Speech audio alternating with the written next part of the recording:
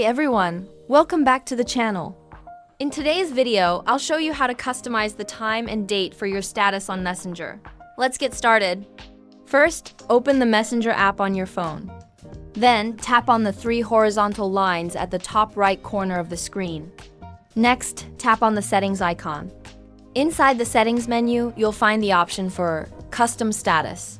Tap on that. Now, you can choose a custom status message.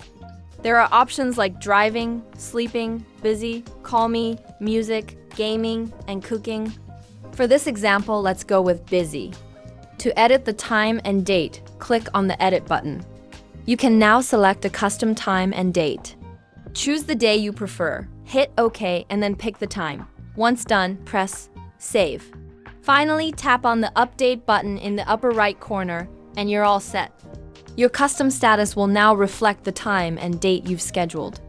That's it for today's video. I hope you found this helpful. If you did, make sure to give it a thumbs up and subscribe to the channel. Thanks for watching.